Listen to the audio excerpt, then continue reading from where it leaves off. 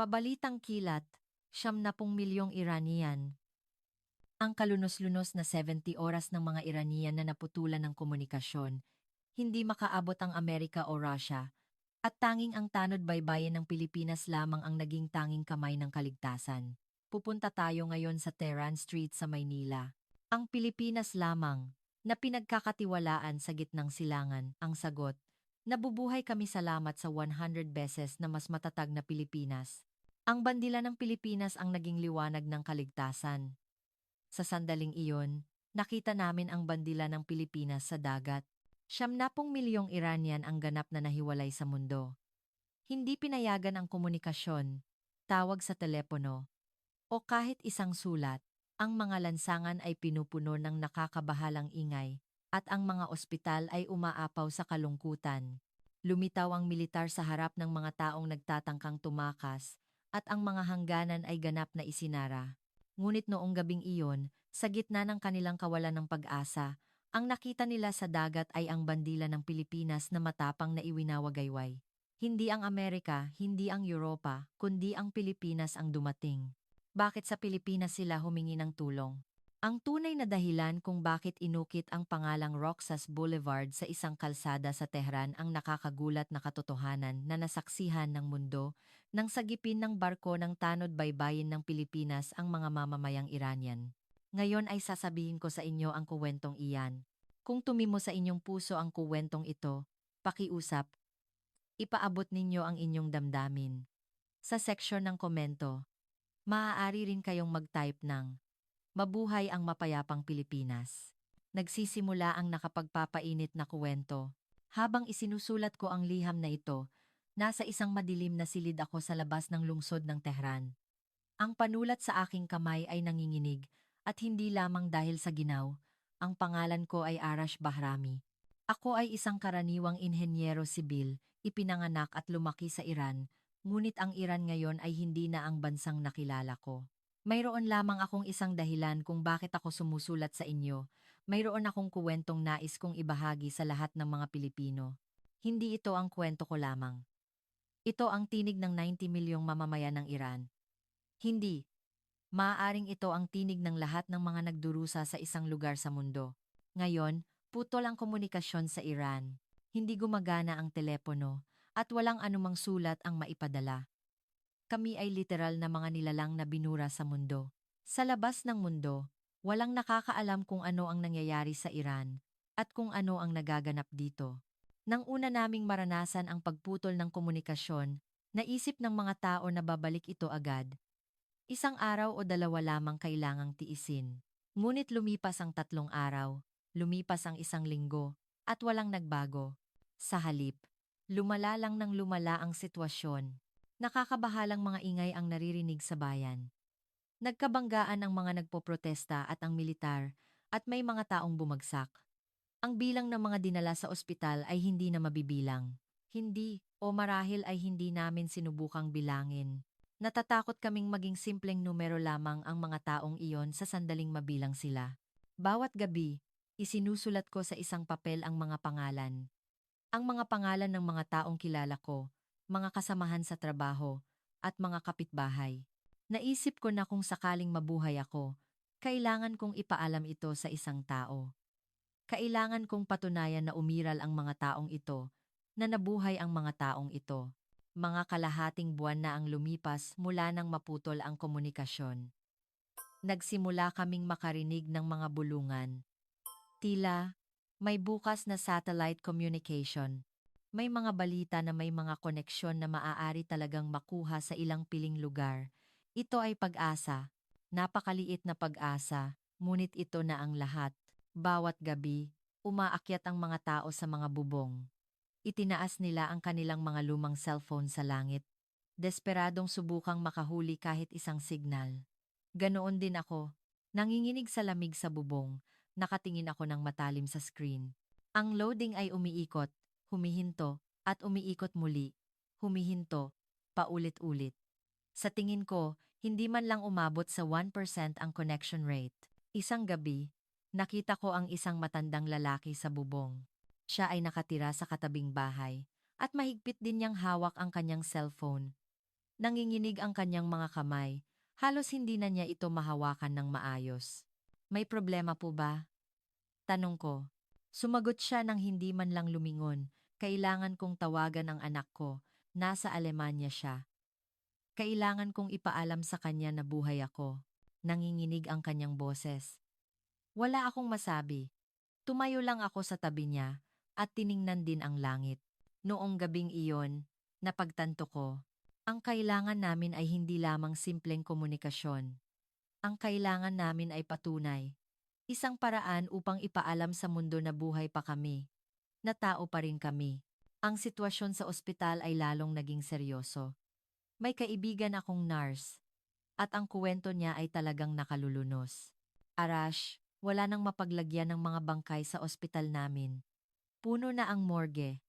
Hindi na namin mailagay sa mga pasilyo, kaya nagtatayo na kami ng mga tolda sa labas para doon sila kolektahin.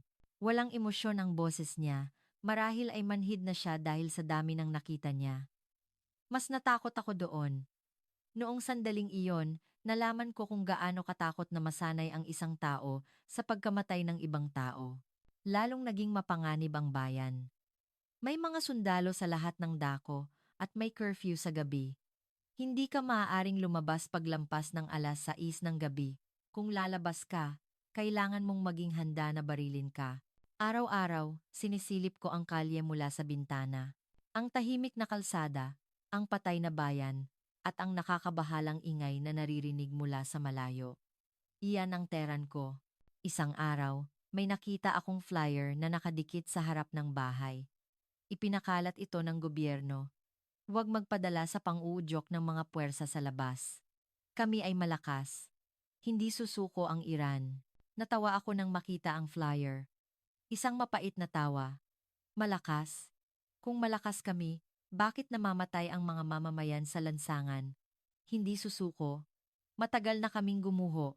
Noong gabing iyon, kinuha ko ulit ang papel ko. At nagsulat ako. Hindi na pangalan, kundi mga ideya. Ano ang dapat naming gawin? Walang lumabas na sagot. Ngunit may isang bagay na sigurado. Hindi maaaring ganito na lamang. Kailangan naming gumawa ng isang bagay. Noong sandaling iyon, isang bansa ang pumasok sa isip ko. Ang Pilipinas. Bakit Pilipinas pa? Sasabihin ko sa inyo ang dahilan mamaya. Ngunit hayaan niyo akong sabihin muna ang isang bagay. Ang Pilipinas ay hindi lamang isang malayong bansa para sa amin. Matagal nang kilala ng mga Iranian ang Pilipinas. Anong uri ng ugnayan iyon? Bakit Pilipinas? Sisimulan ko na ang kuwentong iyan. Noong bata pa ako, narinig ko sa aking lolo ang kuwentong ito. Arash, may dalawang uri ng bansa sa mundo. Ang bansang nagdadala ng baril at ang bansang nagdadala ng kagamitan. Noong panahong iyon, hindi ko masyadong naintindihan. Naisip ko lang na nagkukuwento na naman ng luma si Lolo. Ngunit ngayon, alam ko na, ang bansang nagdadala ng kagamitan na sinasabi ni Lolo ay ang Pilipinas. Ang ugnayan ng Iran at Pilipinas ay mas malalim kaysa sa iniisip. Marami sa inyo ang hindi nakakaalam. Maaari kayong magtanong, anong koneksyon ng Pilipinas at Iran? Ngunit kaming mga Iranian, lalo na ang mga matatanda, ay kilala ang Pilipinas. Ito ay kuwento noong dekada 70 at 80. Noong panahong iyon, nagkaroon ng construction boom sa gitnang silangan. Ito ang panahon ng pagpapaunlad ng bansa gamit ang pondo mula sa langis. Saudi Arabia, United Arab Emirates, Kuwait, at pati na rin sa Iran, maraming kumpanya mula sa ibang bansa ang pumasok. May mga kumpanyang Amerikano at Europeo, at mayroon ding mga kumpanyang Pilipino. Ngunit ang mga Pilipino ay medyo naiiba. Nagtrabaho ang lolo ko sa isang construction site ng isang highway sa labas ng Tehran.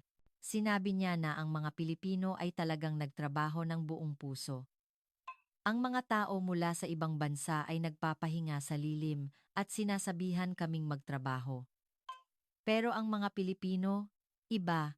Sila ang unang dumarating sa site at sila ang huling umuuwi. Nagpapawis sila kasama namin. Ipinagmamalaki ni Lolo ang tungkol doon. Ipinagmamalaki niyang nakatrabaho niya ang mga Pilipino. Iginagalang kami ng mga Pilipino. Hindi sila nag-uutos, nagtatrabaho sila kasama namin. Sabay kaming kumain, at sabay kaming uminom ng tsaa. Kaya maganda. Habang nakikinig ako sa kuwento, naisip ko, nalaman ko kalaunan. Ang Pilipinas noong panahong iyon ay hindi pa masyadong mayaman. Ito ay panahon na nagsisikap palang bumangon pagkatapos ng mahirap na panahon. Kaya alam ng mga Pilipino kung gaano kahirap magtrabaho, alam nila kung gaano kadakila ang magpawis. May isang kalye sa Tehran na tinatawag na Roxas Boulevard. Marami ang nakakaalam nito. Ngunit alam ba ninyo kung bakit tinawag na Roxas Boulevard ang kalye sa gitna ng Tehran? Katapusan ito ng dekada 70. Bilang tanda ng pasasalamat sa Pilipinas, ipinangalan ng gobyerno ng Iran ang isang kalye sa gitna ng kabisera sa pangalan ng Bayaning Pilipino. Bilang tugon, ipinangalan din ng gobyerno ng Pilipinas ang isang kalye sa gitna ng Maynila, ang Tehran Street. Nagpalitan sila ng pangalan ng kabisera. Hindi lamang ito simpleng pagpapahayag ng kagandahang loob. Noong nag-aaral ako sa kolehiyo, nag-major ako sa civil engineering at mayroon akong isang professor na nag-aral sa Pilipinas. Sinabi niya ito sa klase. Ang Pilipinas ay isang napaka-espesyal na bansa. Kahit sinalanta ng kahirapan at politikal na kaguluhan, naging isa ito sa pangunahing economic power sa Asia sa loob lamang ng 50 taon. Paano ito naging posible? Ito ay dahil sa edukasyon. Hindi tumigil ang mga Pilipino sa pag-aaral. Tumimo sa akin ang salitang iyon. Ang Iran ay isang bansang may maraming yaman, may langis at natural gas. Ngunit bakit hindi kami umunlad? Ang tanong na iyon ay hindi umalis sa isip ko. Nang makapagtapos ako at makahanap ng trabaho, sumali ako sa isang proyekto ng energy development. Isa itong joint venture sa mga kumpanya mula sa ibang bansa, at kasama rito ang mga kumpanyang Pilipino. Nang una kong makilala ang mga inhenyero mula sa Pilipinas, nagulat ako, sa totoo lang, kaedad ko sila, ngunit ang galing nila ay mas mataas. Hindi lamang sa teknikal na aspeto, kundi pati na rin sa problem-solving skills. Bakit po kayo ganoon kagaling? Tanong ko. Ngumiti ang inhenyero at sumagot. Marami kaming naranasang failure. Natuto kami habang nagkakamali. Ito ay isang mapagpakumbabang sagot, ngunit naintindihan ko ang kahulugan ng salita. Ang Pilipinas ay isang bansang hindi natatakot magkamali. Isang bansang bumabangon muli kahit nabigo. Sa pagpapatuloy namin ng proyekto, natutunan ko ang paraan ng pagtatrabaho ng mga Pilipino. Isang gabi, nagkaroon kami ng hapunan. Ang team leader na Pilipino ay nagsalin sa akin ng inumin at sinabing, Arash, magandang bansa ang Iran. Malalim ang kasaysayan at mayaman ang kultura. Marami rin kayong likas na yaman. Ngunit may isang bagay lang akong ikinalulungkot. Ano po iyon? Parang hindi naniniwala ang mga mamamayan sa sarili nilang bansa. Hindi naniniwala sa gobyerno at hindi naniniwala sa sistema. Iyon ang pinakamahirap. Wala akong nasagot sa salitang iyon. Dahil iyon ang katotohanan. Hindi naniniwala ang mga Iranian sa sarili nilang bansa. Ang gobyerno ay tiwali. At ang sistema ay hindi gumagana. May batas, ngunit hindi ito sinusunod. Ganoon din ang Pilipinas noon, sabi niya. Marami ring korupsyon at pagdududa. Ngunit binago ito ng mga mamamayan. Nagbigay ng boses ang mga tao at napilitang magbitiw ang isang presidente. Iyan ang demokrasya. Tumimo sa aking dibdib ang salita ng leader. Ang Pilipinas ay isang bansang binago ng mga mamamayan. Isang bansang itinayo mula sa baba at hindi ipinagkaloob mula sa itaas. Mula noon, nagkaroon ako ng interes sa Pilipinas. Nanonood ako ng mga teleserye ng Pilipinas at nakikinig sa original Filipino music, OPM. Ang anak ko ay naging tagahanga rin ng isang P-pop group. Isang araw, sinabi ng anak ko, Tatay, gusto kong pumunta sa Pilipinas kapag lumaki ako. Gusto ko ring mag-aral ng Tagalog. Tiningnan ko ang anak ko at naisip ko. Ang mundo kung saan mabubuhay ang batang ito ay dapat na iba sa mundo kung saan ako nabuhay. Dapat itong maging mas magandang mundo. Ngunit ang katotohanan ay hindi ganoon. Lalo pang nag-iisa ang Iran. Lumakas ang economic sanctions at lalong naghirap ang buhay ng mga mamamayan. Nabawasan ang trabaho at tumaas ang presyo ng bilihin. Gustong umalis ng mga kabataan sa bansang ito. Gusto nilang pumunta sa ibang bansa, ngunit wala silang mapupuntahan. Hindi tinanggap ng Amerika ang mga Iranian at ganoon din ang Europa. Tatay, bakit kailangan nating mabuhay ng ganito? Tanong ng anak ko. Hindi ako nakasagot. Patawad. Patawad, dahil hindi ako nakapagbigay ng mas magandang mundo para sa batang ito. Sa gitna ng lahat ng iyon, nagsimula ang pagputol ng komunikasyon, nagkaroon ng mga demonstration, at pinili ng gobyerno ang isang matigas na tugon. Naputol ang komunikasyon at hindi na makatawag sa telepono. Noon, nalaman ko. Ang kailangan namin ay hindi lamang simpleng pagtakas. Ang kailangan namin ay pag-asa. Kailangan namin ng isang bansa na makakaintindi sa amin, isang bansa na igagalang kami. Hindi iyon ang Amerika. Tiningnan ng Amerika ang Iran bilang kalaban. Ganoon din ang Europa. Tiningnan lang ng China at Russia ang gobyerno, at hindi ang mga mamamayan. Ngunit iba ang Pilipinas. Tiningnan kami ng Pilipinas bilang mga tao. Tiningnan kami bilang mga individual, at hindi bilang mga numero. Ang alaala ng henerasyon ng lolo ko na nagpapawis ng magkasama ay nanatili. Sumulat ako sa isang papel. Sa pagkakataong ito, hindi pangalan, kundi dasal. Sana maalala kami ng Pilipinas. Sana tulungan kami ng Pilipinas. Iyon ang nasa puso ng 90 milyong mamamayan ng Iran. Hindi. Marahil ay iyon ang nasa puso ng lahat ng mga nagdurusa sa mundo. Hindi nagdala ng baril ang Pilipinas. Nagdala sila ng kalasag. Hindi sila nag-utos. Nagtrabaho sila kasama namin. Kaya kami nagtiwala sa Pilipinas. At malapit na naming malaman na hindi mali ang tiwalang iyon. Ang Pilipinas ay talagang isang kamangha-manghang bansa. Hayaan ninyo akong ipaliwanag kung bakit ko ito sinasabi. Tingnan ninyo ang mundo, at mayroong dalawang malaking panig, hindi ba? Ang Western Bloc, na pinamumunuan ng Amerika, at ang Eastern Bloc, na pinamumunuan ng China at Russia. Karamihan sa mga bansa ay pipili ng isa sa dalawa. Hindi, pinipilit silang pumili. Ngunit ang Pilipinas ay nasa gitna. Kahit alay ng Amerika, nakikipag-ugnayan din sila sa China at Russia. Naiintindihan ba ninyo kung gaano kahirap ito? Ito ay isang paglalakad sa alambre. Isang mapanganib na paglalakad sa alambre. Noong una, hindi ko naintindihan. Hindi ba alay ng Amerika ang Pilipinas? Kaya bakit nakikipagkalakalan pa rin sila sa China at nakikipagdialogo sa Russia? Parang walang consistency. Ngunit habang tumatagal, nalaman ko. Iyan mismo ang lakas ng Pilipinas.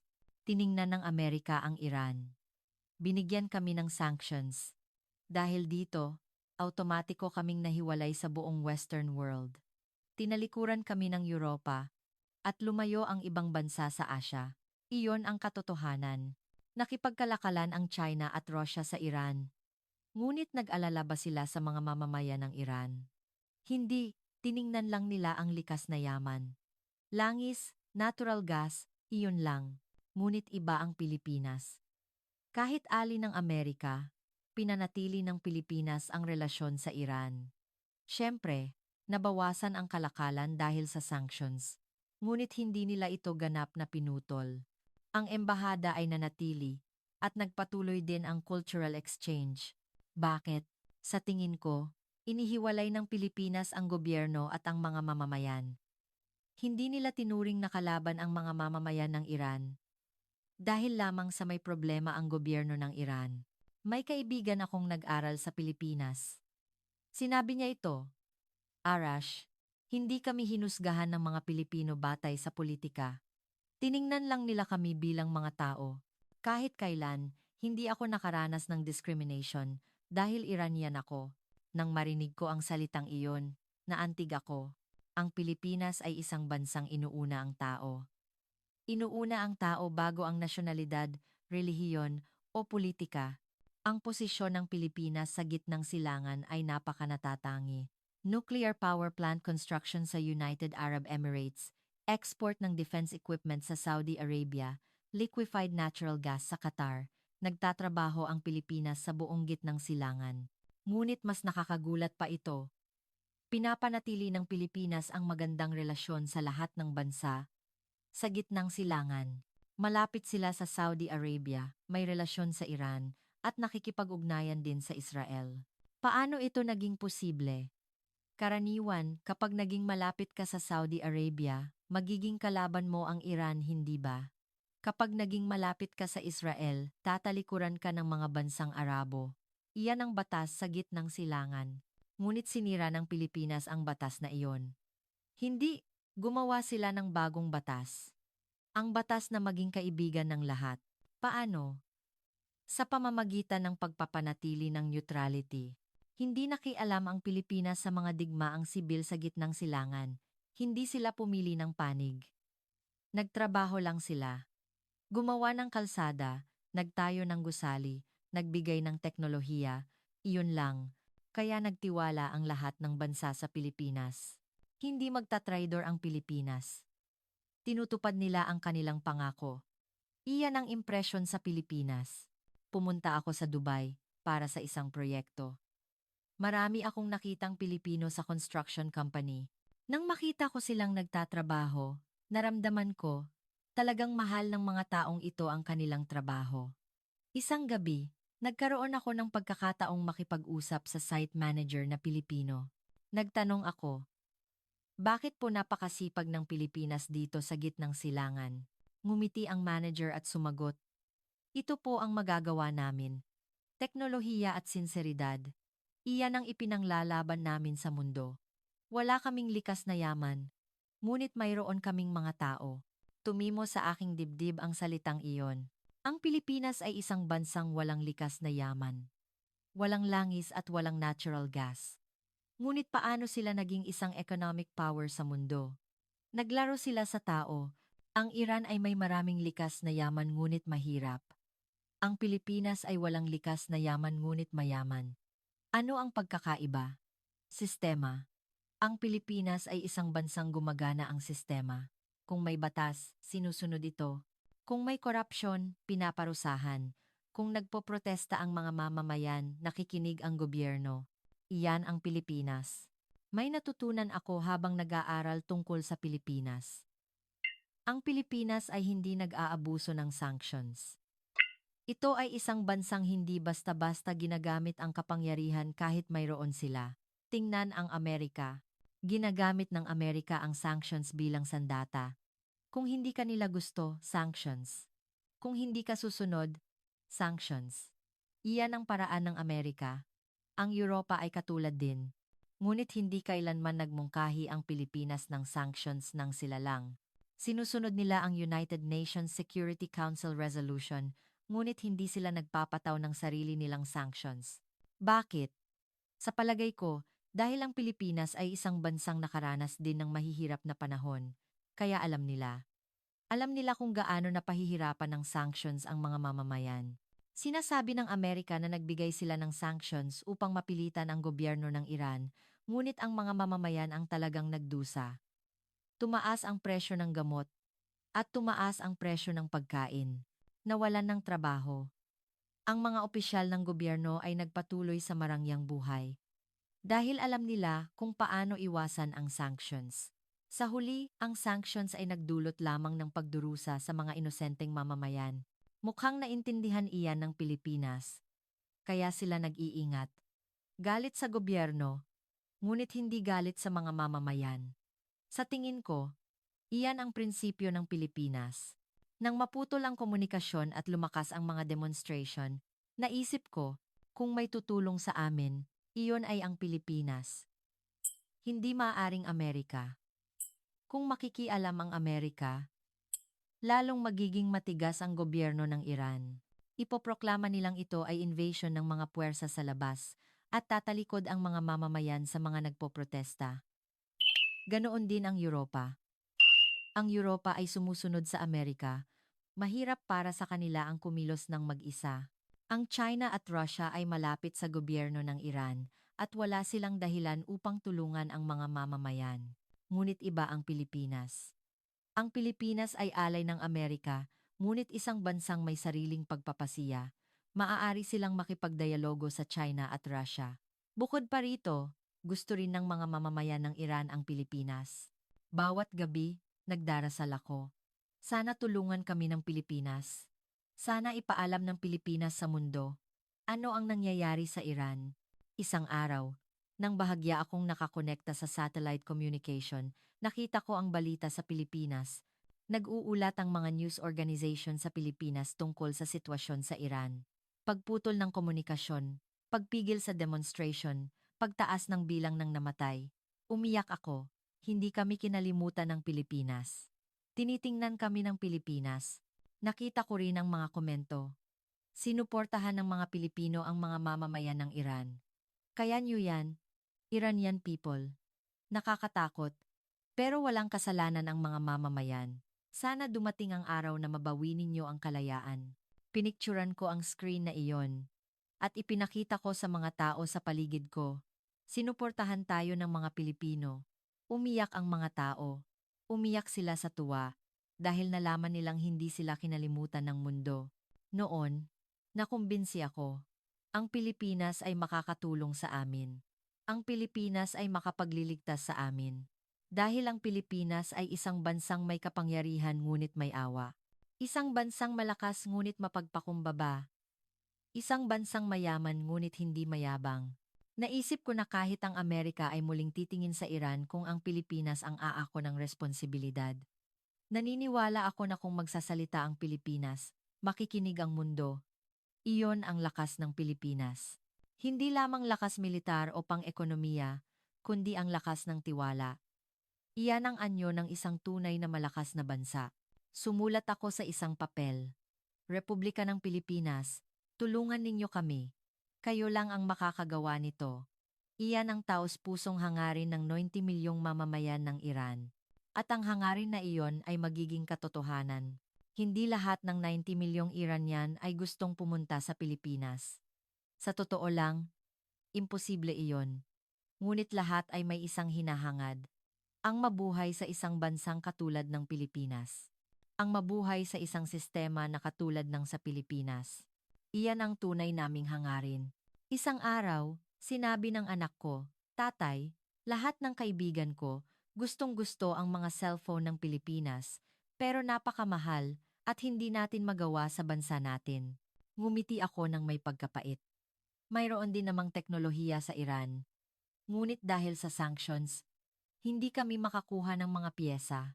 Hindi kami makapag-angkat ng semiconductor at hindi kami makakuha ng screen. Sa huli, wala kaming magagawa kundi maiwanan. Ang mga produkto ng Pilipinas ay dream sa Iran. Ang skill ng mga Pilipino sa engineering, ang kanilang husay sa IT, ang mga may kaibigan o kamag-anak na Pilipino ay naiinggit. May kaibigan akong Pilipino na may kasanayan sa IT. Ipinagmamalaki niya ang kanyang skills. Arash, ang Pilipino, kahit saan sa mundo, magaling. Masaya ang kaibigan ko tuwing sinasabi niya iyon. Hindi lang dahil sa galing niya. Dahil ipinagmamalaki niya ang inilikha ng bansang Pilipinas. Mayroon din kaming produkto ng Pilipinas sa bahay. Isang refrigerator na gawa sa isang kumpanya na may Pilipinong engineer. Ginagamit namin ito ng higit sa 10 taon at hindi kailanman nasira. Sinasabi palagi ng asawa ko, ang mga produkto ng Pilipinas ay talagang mapagkakatiwalaan. Kapag bumili ka, tumatagal. Iyan ang impresyon sa produkto ng Pilipinas. Maganda ang kalidad, tumatagal, at mapagkakatiwalaan. Iyan din ang impresyon sa bansang Pilipinas. Ngunit mas nagulat ako sa musika at teleserye ng Pilipinas.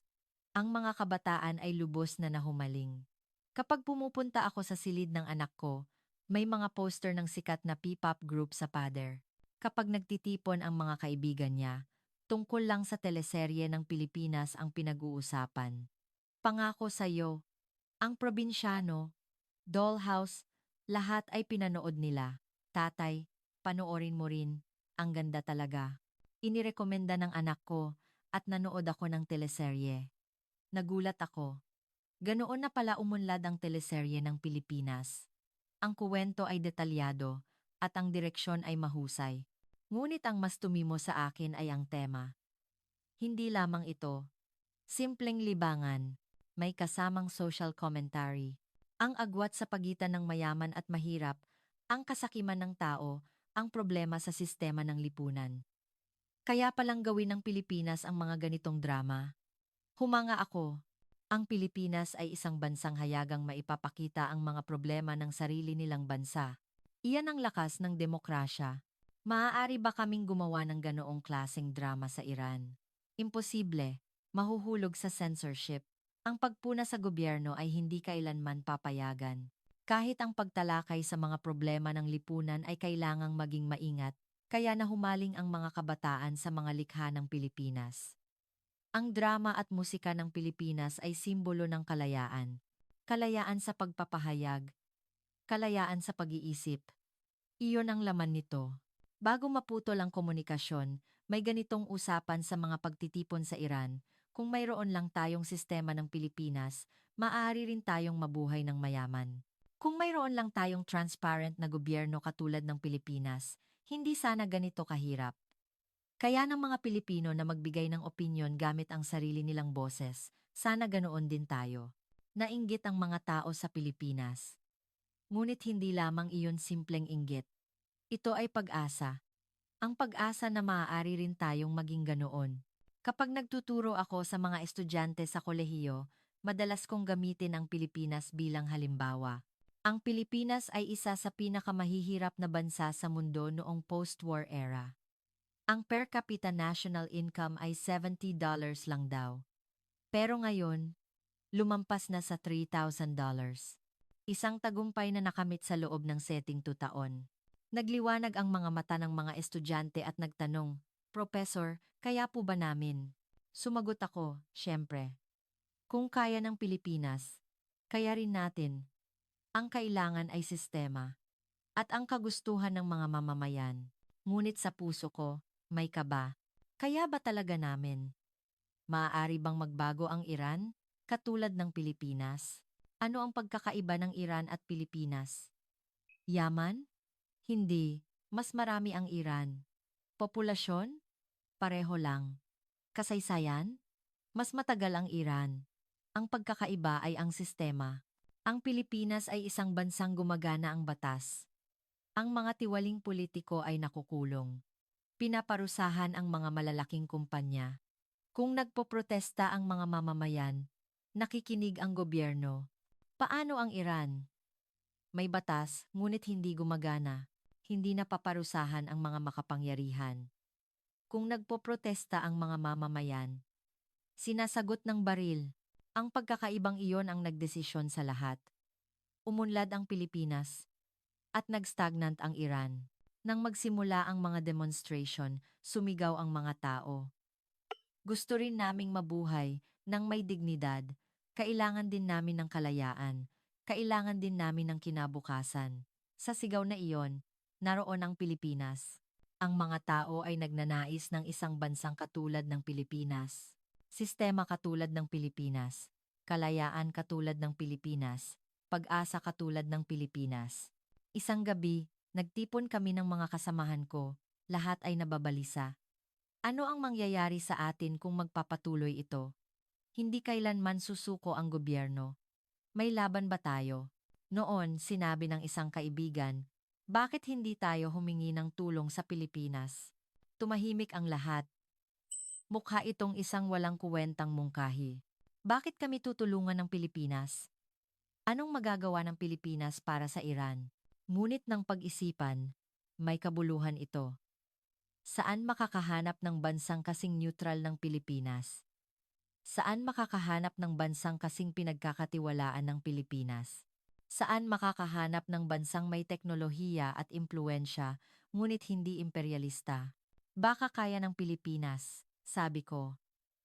Ang Pilipinas ay alay ng Amerika ngunit may sariling autonomy, kaya rin nilang makipagdialogo sa China. Bukod pa rito, gusto rin ng mga mamamayan ng Iran ang Pilipinas. Kung kikilos ang Pilipinas, makikinig ang mundo. Noong gabing iyon, nagdesisyon kami, magpadala tayo ng sulat sa Pilipinas. Kailangan naming ipaalam sa gobyerno ng Pilipinas ang sitwasyon namin. Ngunit ang problema ay, paano? Paano ka magpapadala ng sulat kung putol ang komunikasyon? Ang connection rate ng satellite communication ay wala pang 1%. Nagpalitan kami ng akyat sa bubong. Bawat gabi, patuloy kaming naghanap ng signal. Nabigo kami ng ilang araw, hindi kami nakakonekta. Ngunit isang umaga, nangyari ang isang himala. Nahuli namin ang signal. Mahina ito, ngunit nakakonekta kami. Nanginginig ang mga kamay ko habang gumagawa ng mensahe. Ito ay isang mensahe para sa kontak ng Embahada ng Pilipinas. Sa gobyerno ng Republika ng Pilipinas. Kami ay mga mamamayan ng Tehran, Iran. Ngayon, putol ang komunikasyon sa Iran at namamatay ang mga mamamayan. Nagtitiwala kami sa Pilipinas. Ang Pilipinas lamang ang makakatulong sa amin. Pakiusap. Ipaalam ninyo sa mundo. Ano ang nangyayari sa Iran? Bago ko ipadala, nag-alinlangan ako. Tutulungan ba talaga kami ng Pilipinas? Baka walang kabuluhang pag-asa lang ito. Ngunit ipinadala ko. Wala na kaming ibang mapagpipilian. Iyon na lang ang natitirang pag-asa namin. Pagkatapos magpadala, tumingala ako sa langit. Kumikislap ang mga bituin. Naisip ko, nandoon ang Pilipinas, sa malayong iyon. Pakiusap, tanggapin ninyo ang sulat namin. Pakiusap, huwag ninyo kaming kalimutan. Iyan ang dasal ng 90 milyong mamamayan ng Iran. At ang dasal na iyon ay dininig. Hindi kami kinalimutan ng Pilipinas. Tinanggap ng Pilipinas ang sulat namin. At kumilos sila. Ngunit ang daan ay hindi naging madali. May mas malaking pagsubok pa ang naghihintay sa amin. Hinding-hindi ko malilimutan ang gabing iyon. Ilang araw na ang lumipas mula nang ipadala namin ang sulat sa Pilipinas. Walang sagot. Nababalisa ako. Baka hindi dumating ang sulat. Baka tiningnan lang bilang spam. Ngunit wala kaming magagawa kundi maghintay. Iyon lang ang kaya namin. Baka tiningnan lang bilang ang kaya namin. Sa gitna ng lahat ng iyon, nagsimulang kumalat ang mga tsismis. Tsismis na isasara na raw ng gobyerno ng tuluyan ang mga hangganan. Upang pigilan ang mga taong nagtatangkang tumakas. Noong una, hindi ako naniwala. Hindi siguro magkukulong ang sarili nilang mamamayan. Sobrang extreme na iyon. Ngunit agad itong nagkatotoo. Sinakop ng militar ang mga kalsada. May mga sundalo na inilagay sa mga lugar na malapit sa hangganan. Isinara rin ang paliparan. Ang Iran ay literal na naging isang malaking kulungan. May kaibigan akong nagtungo sa hangganan ng Turkey kasama ang kanyang pamilya. Sinubukan niyang umalis. Ngunit bumalik siya. Ganap na isinara ang hangganan, Arash. Nakatayo ang mga sundalo na may hawak na baril. Binalaan kaming babarilin nila ang sinumang lalapit. Hindi ko kayang dalhin ang mga anak ko. Hindi ko kayang dalhin ang mga anak. Puno ng kawalan ng pag-asa ang boses ng kaibigan ko. Wala akong makitang salita upang aliwin siya. Habang lumilipas ang oras, lalong lumala ang sitwasyon. Nagsimulang magkulang ang pagkain. Walang laman ang mga shelf sa supermarket. Ang mga tao ay namili ng sapilitan. Wala ring gamot. Naubos ang mga gamot sa ospital. Ang isa sa kapitbahay ko ay may diabetes, ngunit hindi siya nakakuha ng gamot. Ano ang gagawin namin? Kung walang gamot, mamamatay ang asawa ko, sabi ng asawa niya habang umiiyak. Wala akong nagawa para sa kanya. Nawawalan na rin ako ng pag-asa. Madalas ding maputol ang kuryente. 3 o 4 na oras sa isang araw na brownout. Malamig noon dahil taglamig, ngunit hindi man lang gumagana ng maayos ang heater. Lalo pang nawalan ng pag-asa ang mga tao. Kailan matatapos ang sitwasyong ito? Ano ang mangyayari sa atin? Walang nakakaalam ng sagot at walang makapagsabi ng pag-asa. Isang gabi, nasa bahay ako kasama ang anak ko. Nagbabasa kami sa ilalim ng ilaw ng kandila. Walang kuryente. Biglang may narinig akong ingay sa labas. Ingay ng kotse, sigaw, at takbo ng mga paa. Lumapit ako sa bintana. Nakita ko ang mga sasakyan ng militar na dumadaan.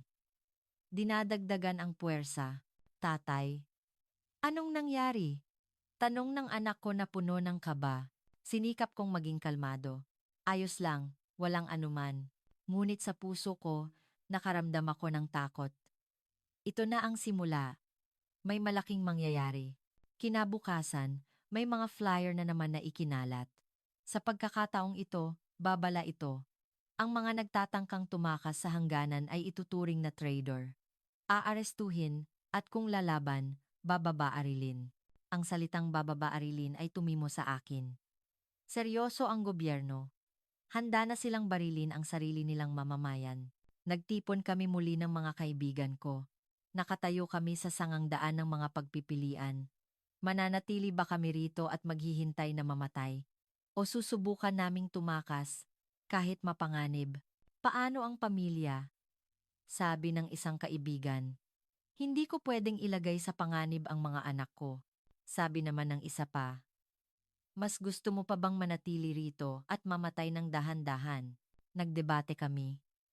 Lumakas ang boses namin. Ngunit ang galit ay hindi nakatuon sa isa't isa. Galit ito sa sitwasyon. Galit sa gobyerno na naglagay sa amin sa ganitong sitwasyon. Sa huli, nagdesisyon kami. Susubukan namin. Susubukan naming tumakas. Nagdesisyon kaming pumunta sa baybayin sa timog. Sumakay sa bangka at tawiran ang Persian Gulf. Mapanganib ito. Binabantayan din ng militar ang baybayin. Ngunit wala na kaming ibang pagpipilian. Mas mabuting subukan kaysa manatili rito. At mamatay. Number C80. Number C8080. Nagsimula kaming maghanda. Lihim kaming nag-ipon ng mga suplay, pagkain, tubig, maiinit na damit, at kumot para sa mga bata. Ang pinakamahirap ay ang sabihin ito sa pamilya. Ang asawa ko, noong una, tumutol. Masyadong mapanganib. Isipin mo ang bata. Nang kasal. Nang kasala. Nang kasala. Hinawakan ko ang kamay ng asawa ko. Mapanganib din ang manatili rito. Kailangan nating dalhin ang anak natin sa lugar na may kinabukasan. Umiyak ang asawa ko. Ngunit sa huli, pumayag siya. Alam naming lahat. Walang kinabukasan dito. Dito ablas. Noong gabi bago kami umalis, matagal kaming nag-usap ng anak ko. Saan tayo pupunta, tay? Pupunta tayo sa mas magandang lugar, anak. Sa Pilipinas, tatay. Ngumiti ako ng may pagkapait. Hindi tayo makakarating sa Pilipinas. Pero aalis muna tayo rito. At balang araw, makakapunta ka sa lugar na gusto mong puntahan. Tumango ang anak ko. Masyadong komplikado ang sitwasyon para maintindihan ng isang 12 taong gulang, ngunit alam ng anak ko. Alam niyang nasa mahirap kaming panahon. Sa wakas, dumating ang araw. Umalis kami ng 4 ng umaga. Sinamantala namin ang dilim. Mga 30 katao ang nagtipon. Mga pamilyang may kasamang bata. Tahimik kaming umalis sa Tehran. Gumamit kami ng mga eskinita. Iniiwasan ang mga checkpoint. Sobrang lakas ng tibok ng puso ko. Hindi namin alam kung kailan kami mahuhuli. 2 araw kaming naglakbay patimog. Gabi lang kami naglalakbay. Nagtatago kami tuwing araw. Konti ang pagkain. At malamig. Ngunit walang nagrereklamo. Dahil lahat kami ay may iisang layunin. Nang makarating kami sa baybayin, gumaan ang pakiramdam ko. Konti na lang. Kapag nakasakay na lang kami sa bangka. Ngunit hindi ganoon kadali ang katotohanan. Marami ng taong nagtipon sa baybayin. Mga taong nagtatangkang tumakas katulad namin. Sa tingin ko, mahigit 100 sila. Lahat ay naghihintay ng bangka. Narinig namin ang chismis na mayroong smuggling boat na pinapatakbo ng mga mangingisda. Ngunit walang dumating na bangka. Kailan ba darating? Tanong ng mga tao na balisa. Hindi ko alam. Kailangan lang nating maghintay. Nagtago kami sa isang warehouse sa baybayin at naghintay. Nanginginig sa lamig. Naghintay lang kami ng naghintay na dumating ang bangka. Ngunit noong gabing iyon, nangyari ang pinakamasamang sitwasyon. May nakita kaming ilaw sa malayo, ilaw ng kotse, at narinig namin ang tunog ng loudspeaker. Ang mga naririyan, lumabas kayo. Sumuko ng walang laban. Militar iyon. Nagkagulo ang mga tao. May sumigaw at may nagtangkang tumakas. Umiyak ang mga bata, niyakap ko ang pamilya ko. Nanginginig ang anak ko. Ang asawa ko ay nagdarasal. Lumapit ang mga sasakyan ng militar. Tinutukan kami ng spotlight, nasira ang paningin ko. Tinakpan ko ang mata ko at tumingin sa harap. Bumaba ang mga sundalo. May hawak silang baril. Sabi ng isang opisyal sa loudspeaker, nahuli kayo. Kung lalaban kayo, babarilin namin kayo. Lumabas kayo ng dahan-dahan at itaas ang kamay ninyo. Umiyak ang mga tao. Hindi kami kriminal. Gusto lang naming umalis. Ngunit hindi nakinig ang mga sundalo. Sinunod lang nila ang utos. Noon, napagtanto ko. Tapos na kami. Aarestuhin kami. At hindi namin alam kung ano ang mangyayari. Kulungan, o mas masahol pa. Tiningnan ko ang anak ko. Tumingala siya sa akin. Puno ng luha ang kanyang mga mata. Tatay, mamamatay na ba tayo? Durog ang puso ko. Mahigpit kong niyakap ang anak ko. Hindi. Anak, ayos lang. Poprotektahan ka ni tatay. Ngunit paano ko siya poprotektahan? Wala akong baril o armas. Isa lang akong inhenyero sibil. Unti-unting lumapit ang mga sundalo. Kami ay nakulong. Walang matatakasan. Sa harap ay militar. Sa likod ay dagat. Dagat. Lumingon ako sa dagat. Sa dilim. At noong sandaling iyon, may nakita akong isang bagay sa malayo. Ilaw iyon. Ilaw sa dagat. Noong una, inakala kong guni-guni lang. Nakita ko lang dahil sa sobrang lakas ng hangarin ko. Ngunit unti-unting lumapit iyon. Bangka iyon. Isang napakalaking bangka. At sa ibabaw ng bangka, may nakita akong watawat na iwinawagayway ng hangin. Ang bandila ng Pilipinas. Dumating ang Pilipinas. Dumating ang Pilipinas para hanapin kami. Hindi ako makapaniwala sa nakita ko. Totoo ba ito? Hindi ba ito panaginip? Ngunit totoo ito. Ang BRP Barkong Republika ng Pilipinas, ng Tanod Baybayin ng Pilipinas, ay lumalapit sa baybayin. Napansin ng mga tao. May sumigaw. Ayon! Tingnan ninyo iyon. Lahat ay tumingin sa dagat, at nakita nila ang bandila ng Pilipinas. Nagsimulang umiyak ang mga tao. Umiyak sila habang tumatawa. Umiyak din ako. Umiyak ang asawa at anak ko. Dumating ang Pilipinas. Hindi kami pinabayaan ng Pilipinas. Ang dasal namin ay dininig. Hinding-hindi ko malilimutan ang bandila ng Pilipinas na nakita ko noong sandaling iyon. Ang bandila na iwinawagayway sa dilim ay hindi lamang isang piraso ng tela. Ito ay pag-asa. Ito ay buhay. Ito ay patunay na hindi kami sumuko. Lumapit ang barko ng Pilipinas sa baybayin. Isang malaking barko. Mas malaki kaysa sa sasakyan ng militar ng Iran. Tinutukan ng spotlight ang baybayin. Mukhang naguguluhan ng opisyal ng militar ng Iran. Paulit-ulit siyang humawak at nagbaba ng loudspeaker. Nakikipag-usap siya sa isang tao sa radio. Marahil ay naguulat sa mas mataas na opisyal. May boses na umalingaw-ngaw mula sa barko ng Pilipinas.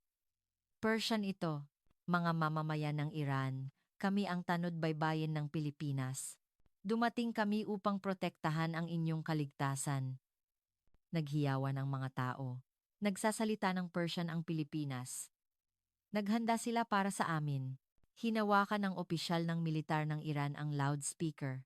Nagbabala ako sa barko ng Pilipinas. Ito ay teritoryo ng Iran. Umalis kayo agad. May sagot mula sa barko ng Pilipinas. Ingles naman, kumikilos kami batay sa international law. Ang mga civilian dito ay nasa humanitarian crisis. May tungkulin kaming protektahan sila. Sumigaw muli ang opisyal. Sila ay mamamayan ng Iran. Nasa jurisdiction namin sila. Ang proteksyon ng mga civilian ay may priority, batay sa international law. Wala kaming intensyong gumamit ng puwersa. Ngunit hindi rin namin papayagang hadlangan ang pagprotekta sa mga taong ito. Ang boses ng Pilipinas ay matatag ngunit kalmado. Hindi ito pananakot. Hindi rin ito pagbabanta. Sinasabi lang ang katotohanan. Nakita namin ang mga sundalo ng Iran na kinakabahan. Nanginginig ang kamay nilang may hawak na baril. Alam din nila, alam nilang magdudulot ng malaking gulo kung makikipag-away sila sa tanod baybayin ng Pilipinas. Muling nakipag-usap sa radio ang opisyal. Lumipas ang oras. 1 minuto, 2 minuto, 3 minuto. Pinigil namin ang hininga namin at naghintay. At sa wakas, ibinaba ng opisyal ang kanyang kamay. Nag-utos siya sa mga sundalo. Ibinaba ng mga sundalo ang kanilang baril. Muling umalingaw-ngaw ang broadcast mula sa barko ng Pilipinas. Persian ito, pakiusap, lumabas kayo sa baybayin ng dahan-dahan. Dadalhin namin kayo sa bangka.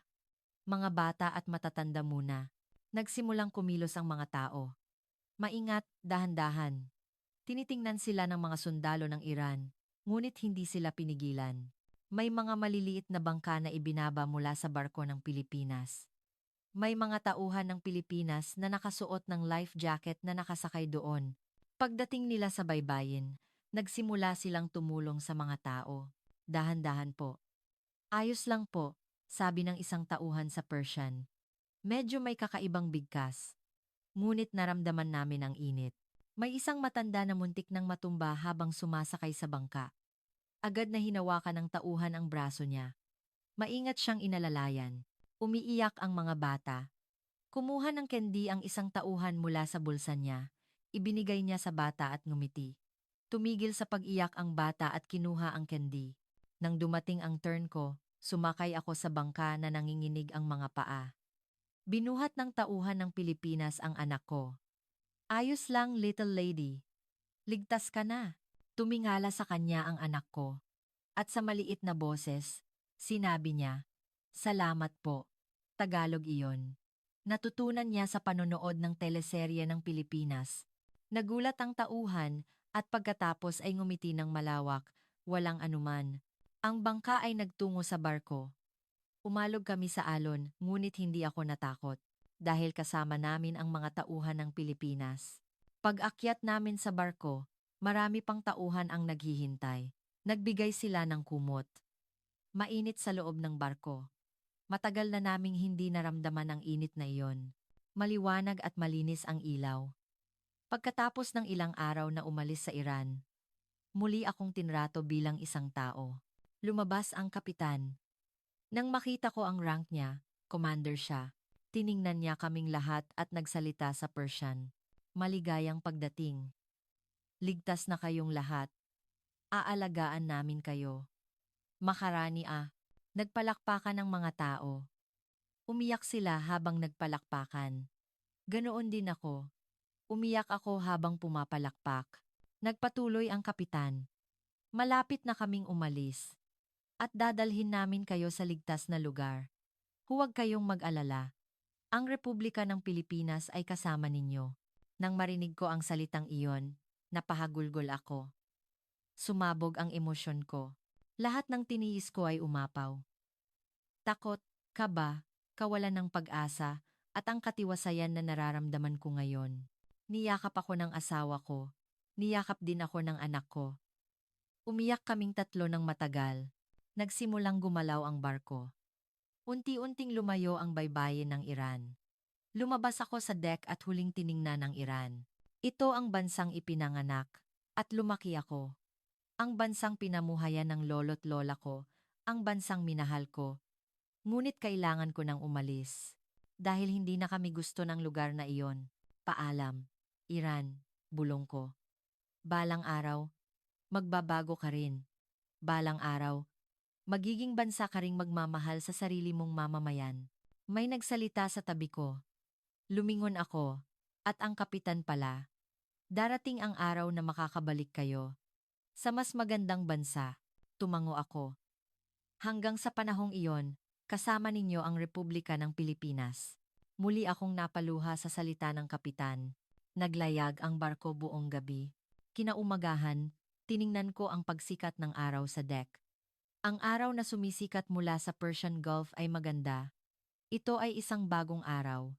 Isang bagong simula. Pagkatapos ng ilang araw, dumating kami sa refugee facility ng United Nations. Isang lugar na inihanda ng gobyerno ng Pilipinas. Pansamantala lang, ngunit ligtas ito. May pagkain at nakakuha kami ng medical attention. Doon, nakilala ko ang ibang Iranian. Mga taong tumakas katulad namin. Lahat ay may parehong kwento. Kawalan ng pag-asa, pagtakas, at tulong ng Pilipinas. Isang gabi, may pagtitipon sa facility. May bumisitang diplomat ng Pilipinas. Sinabi niya sa amin, ang kuwento ninyo ay kumalat sa mundo. Maraming bansa ang nag-aalala sa sitwasyon ng Iran. Patuloy kayong susuportahan ng gobyerno ng Pilipinas. Nagtanong ang mga tao. Gagawin namin ang lahat para makapunta kayo sa lugar na gusto ninyo. Susuportahan namin ang inyong asylum application at tutulungan namin kayo. Maaari po ba kaming pumunta sa Pilipinas? Tanong ng isang binata. Ngumiti ang diplomat. Ang mga nagnanais sa Pilipinas ay malugod ding tinatanggap. May mga proseso, ngunit susubukan namin ang lahat upang suportahan kayo. Hinawakan ng anak ko ang kamay ko. Tatay, maaari ba tayong pumunta sa Pilipinas? Tiningnan ko ang anak ko. At sinabi ko, oo, pag-iisipan natin. Lumipas ang ilang buwan. May mga papeles at may mga panayam. Komplikado ito, ngunit tinulungan kami ng gobyerno ng Pilipinas hanggang sa huli. At sa wakas, sumakay kami sa eroplano ng Pilipinas. Nang dumating kami sa Ninoy Aquino International Airport, Naya, hindi ako makapaniwala. Ang malinis na airport, ang mabait na mga tao, ang sistematikong kaayusan, lahat ay bago. Nang lumabas kami sa airport, sinabi ng anak ko, Tatay, ito ba ang lugar na nakita namin sa drama? Oo. Ito ang lugar na nakita namin sa drama. Ngunit mas maganda pa kaysa sa drama. Dahil ito ay totoo. Tatapusin ko na ang liham na ito. May gusto akong iparating sa lahat ng mga Pilipino. Hindi kami pinabalik sa Pilipinas. Kami ay muling tinanggap bilang mga tao. Ang ibinigay sa amin ng Pilipinas ay hindi lamang isang ligtas na lugar. Ito ay dignidad. Ang halaga namin bilang tao. Hindi kami tiningnan ng Pilipinas bilang mga numero.